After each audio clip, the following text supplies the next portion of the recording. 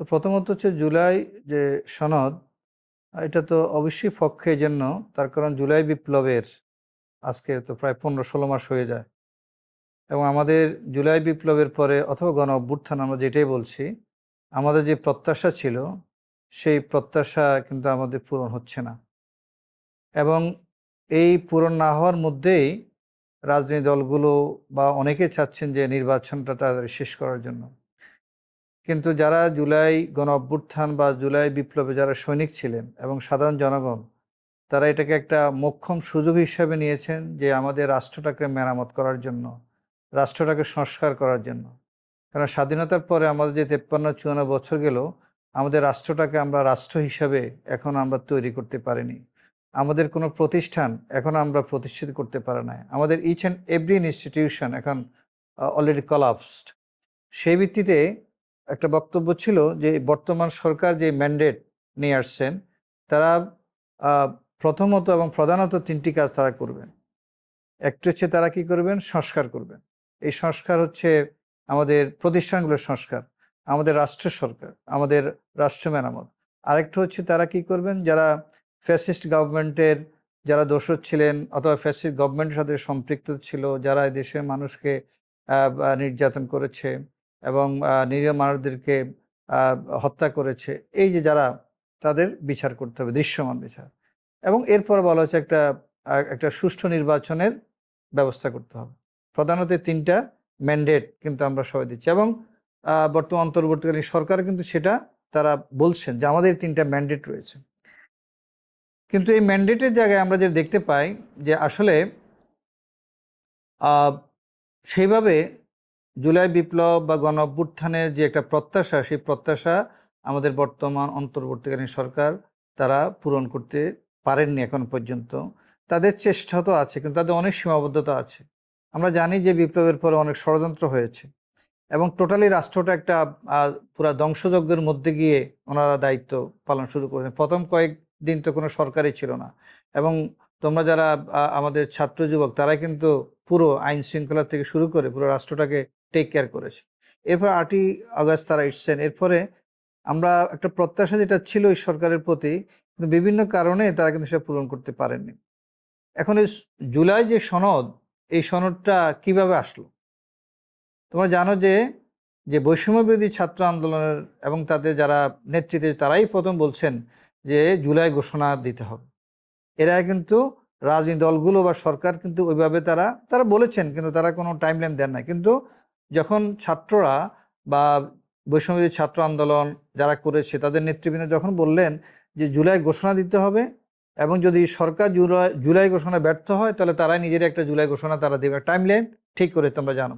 এবং সরকার অনেকটা, আমি বলবো যে বাধ্য হয়ে শেষ পর্যন্ত বলছেন আর সরকারের পক্ষ থেকে জুলাই ঘোষণা দেওয়া হবে। এবং সেই ঘোষণা আমরা গত বছরের এই বছরের জুলাইতে আমরা 5ই অগস্টে আমরা একটা জুলাই ঘোষণা হলো। এখন ঘোষণা নিয়ে আহ, পক্ষে বিপক্ষে কথা ছিল, তাদের ল্যাঙ্গুয়েজ নিয়ে যে কিছু ইনক্লুড করার ব্যাপারে। তারপর আমরা সবাই মেনে নিয়েছি। এবং এটা একটা আমাদের একটা ঐতিহাসিক ঘটনা ছিল যে আমরা জুলাই ঘোষণা আমরা জাতির সামনে আমরা করলাম। কিন্তু এই জুলাই ঘোষণার মাধ্যমে শেষ হয়ে যায়নি। তখন বলা হয়েছে যে জুলাই ঘোষণা বাস্তবায়ন করতে হবে, অথবা সেটাকে নাম দেওয়া হয়েছে জুলাই সনদ। এবং এই, অর্থাৎ আমরা যেই রাষ্ট্রটাকে মেরামত করতে চাই, সেই রাষ্ট্রটাকে গঠন করার জন্য, সংস্কার করার জন্য আমাদের অনেকগুলো প্রতিষ্ঠান, প্রায় সকল প্রতিষ্ঠানে আমাদের কি করতে হবে, সংস্কার করতে হবে, মেরামত করতে হবে। সেক্ষেত্রে তখন একটা তোমরা জানো অনেকগুলো কমিশন হয়েছে। শেষ পর্যন্ত এইটার জন্য একটা ঐকমত্য কমিশন হয়েছে, আমরা জানি, ঠিক না? জাতীয় ঐকমত্য কমিশন হয়েছে প্রধান উপদেষ্টার নেতৃত্বে। তো তারা কি করলেন, তারা আমাদের এই জুলাই সনদে কি কি থাকবে, কি কি সংস্কার থাকবে, সংবিধান, আমাদের প্রশাসন, পুলিশ, সবকিছু মিলে দুদক, নির্বাচন ব্যবস্থা, সবকিছু মিলে এই যে পরিবর্তন বা সংস্কার করতে হবে, সে ব্যাপারে ঐকমত্য পরিষদ যেটা করলো বা কমিশন যেটা করলেন, তারা সকল রাজনৈতিক দলগুলোর সাথে তারা ডায়ালগ শুরু করলেন। এবং দীর্ঘ প্রায় 5-6 মাস কিন্তু তারা ডায়ালগ করলেন। ডায়ালগ করে এখন যেই পয়েন্টগুলোতে, এগুলো অনেকগুলো আছে সংবিধান সংক্রান্ত, অনেকগুলো আছে আমাদের প্রশাসন, আমাদের বিচার বিভাগ, অথবা আমাদের দুদক, নির্বাচন ব্যবস্থা। তো তারা, তোমরা জানো, প্রায় 84টা পয়েন্টে ডিসকাস করে তারা একটা ঐকমত্যে তারা পৌঁছেছেন। কিন্তু এই 84 পয়েন্টে কিন্তু আবার সকল দল একমত হননি। আমরা দেখতে পাই অনেকে কিছু কিছু পয়েন্টের সাথে তার দ্বিমত পোষণ করেছেন, এবং সেখানে তখন অনেক আলোচনা হয়েছে। আসলে ওরা অনেক কষ্ট করেছে, জাতীয় নেতৃবৃন্দ কষ্ট করেছেন, কিন্তু কিছু কিছু বিষয়ে তারা প্রথমে একমত হননি, পরবর্তী আবার ডিসকাশনের মাধ্যমে তারা একমত হয়েছেন। আবার পুরোপুরি একমত হন নাই, যে কিছু অংশের সাথে একমত হয়েছেন, কিছু অংশে নোট অফ ডিসেন্ট দিয়েছেন। এইভাবে 84টা পয়েন্টে কিন্তু সেখানে আলোচনায় তারা একটা কনসেনসাসে পৌঁছেছেন। এটাই তারা বলছে জুলাই সনদ। অর্থাৎ এই সনদের আলোকে চার্টার অফ জুলাই চার্টার, এখানে এই বিষয়গুলোকে আমাদেরকে কয়েকটি পর্যায়ে আমাদেরকে নিতে হবে। একটি হচ্ছে সংবিধানের সাথে রিলেটেড বিষয়গুলোকে সংবিধানে অ্যামেন্ডমেন্ট করে সংবিধান ইনকর্পোরেট করতে হবে। কিছু বিষয় আছে প্রশাসন সংক্রান্ত, এগুলো আমাদের এক্সিকিউটিভ অর্ডারে সেগুলো করা যাবে। এইভাবে তারা ভাগ করেছেন। তো এখন জুলাই সনদ শেষ পর্যন্ত আমরা দেখলাম গত 17ই অক্টোবর জুলাই সনদটা কি হয়েছে, এটা ওনারা এটা সিগনেচার করেছেন। 30টি দলের মধ্যে 25টা দল করেছেন, বাকি দলগুলো এখনো করার নাই। এনসিপি করে নাই, তারা হয়তো করবে। এবং এনসিপি এই জন্য তারা বলছে যে জুলাই সনদ হলে হবে না, বরং এটা বাস্তবায়ন প্রক্রিয়াটা ইম্পর্টেন্ট।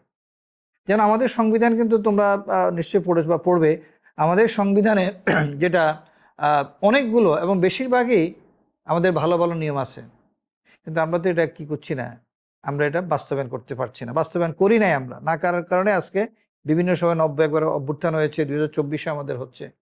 তো তারা যে বলছে জুলাই যেই আমরা সনদটা করলাম, এটাকে ম্যান্ডেটরি করতে হবে, এটাকে একটা আইনি কাঠামোতে নিয়ে আসতে হবে। শুধু একটা ঘোষণা করলে তো হয় না, আমাদের ঘোষণাটা কি করতে হবে, এটা বাস্তবায়ন করতে হবে। কি প্রক্রিয়া আমরা করব সেটা আমাদের লাগবে। সেই জন্য এনসিপি অন্য দলের পক্ষ থেকে বলা হয়েছে একটা, এবং সবাই মনে করলেন যে এটাই সঠিক, যে একটা আমাদেরকে আইনি কাঠামো অথবা সংবিধান সংশোধনী আদেশ এর মাধ্যমে এটা করতে হবে। এটা নিয়ে এখন আমাদের আলোচনা হচ্ছে, ডিবেট হচ্ছে। এবং শুধু তাই নয়, বরং যেই সংবিধান আদেশ বা জুলাই সনদ যে আদেশ আদেশ যেটা হবে, সেটাকে আবার জনগণের মাধ্যমে গণভোটে এটাকে পাশ করাতে হবে। এর মানে কি? এর মানে হচ্ছে আমাদের রাজনৈতিক দলগুলোকে আমরা বিশ্বাস করতে পারছি না, আনফর্চুনেট। এবং এই বিশ্বাস না করার পিছনে কিন্তু যথেষ্ট কারণ আছে। তার কারণ আমাদের রাজনৈতিক দলগুলো তারা নির্বাচনের আগে যারা যে ওয়াদা দেয়, নির্বাচন পরবর্তী তারা ওয়াদাগুলা তারা ঠিকমতো বাস্তবায়ন করেন না, বা অনেক ক্ষেত্রে ভুলে যান। অতএব এই যে গণ অভ্যুত্থান হলো, যে বিরাট স্যাক্রিফাইস হলো, আমাদের যে 1,500 আমাদের বাংলাদেশের সাধারণ জনগণ, ছাত্র, শিক্ষক, যুবক, তারা যে শাহাদাত বরণ করলেন, এবং বলা চলে আমাদের সরকার হিসাবে কতজন, প্রায় আমরা তো জানি প্রায় 2,000 শহীদ, 2,000 ফ্যামিলি। এরপরে 20 থেকে 30,000 তারা পঙ্গুত্ব বরণ করে আছে। এখন প্রতিদিনই আমাদের ছাত্ররাও আছে, এখানে আসেন, আমরা নিজেরাও দেখি, তোমরা দেখো, প্রতি প্রোগ্রামে গেলেও তাদেরকে আমরা দেখতে পাই। তো এইদের যে একটা স্যাক্রিফাইস, এটা এমনিতেই আমি একটা আগে একটা সরকার ছিল, আর একটা সরকার হয়ে গেল, শেষ হইল তা না। বরং এই অভ্যুত্থানটা তো সেই জন্য হয়নি। এই অভ্যুত্থানের পিছনে যারাই করেছেন, এখানে সবারই কিন্তু কন্ট্রিবিউশন আছে। রাজদলগুলোকে আমি বলছি না যে তাদের কন্ট্রিবিউশন নাই, কিন্তু এই জুলাইয়ের গণ অভ্যুত্থানে কিন্তু তাদের কন্ট্রিবিউশনটা তারা করেছে। কিন্তু পরে এই যে রিস্ক নিয়েছে, সাহস করে তারা যে দাঁড়িয়েছিল, এটা হলো আমাদের ছাত্ররা, আমাদের তরুণ সমাজ। এরপরে সবাই সম্পৃক্ত হয়েছে, সাধারণ মানুষ সম্পৃক্ত হয়েছে আমাদের, এবং রাজনৈতিক দলগুলো তাদের সেখানে সমর্থন সেখানে ছিল। এবং রাজনৈতিক দলগুলো আগে থেকে কাজ করছে, কিন্তু তারা সফলতার একটা পর্যায়ে তারা হয়তো যেতে পারেননি। কিন্তু আমাদের যে বক্তব্য, সেটা হচ্ছে আমাদের রাজনৈতিক দলগুলোর প্রতি আমাদের জনগণের বা আমাদের যারা ছাত্র, তাদের কিন্তু আস্থাটা কম, যে তারা ঘোষণা এবং অধ্যাদেশটা পরে বাস্তবায়ন করবে। সেই জন্যই বক্তব্য আসছে না, আগেই নির্বাচনের আগে কি করতে হবে, এটাকে আইনি কাঠামো দিতে হবে। এটাকে আমরা জুলাই সনদ আমাদের আদেশের মাধ্যমে এটাকে আইনি কাঠামো দেব, এবং এই আইনি কাঠামোটা আবার কি করতে হবে, গণভোটে এটা পাশ করাতে হবে।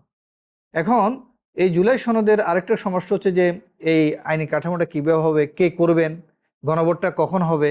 কারণ একটা জিনিস মনে রাখবে, যে গণভোট দ্বারা যদি এটা রিকগনাইজ করা না হয়, তাহলে পরবর্তীতে সুযোগ থাকবে বিভিন্ন সময় এটাকে কিন্তু বাদ দেওয়ার, ঠিক না? তো সেই জন্য তখন এমন হতে পারে যে বিপ্লবীরা পরবর্তী আসামি হয়ে যেতে পারে, যে তোমরা তখন যারা করেছো এটা কি করেছো? বিচ্ছিন্নতাবাদী, এটা তোমরা সন্ত্রাস কর্ম না করে একটা বৈধ সরকারকে তোমরা কি করেছো? গদিচ্যুত করেছো।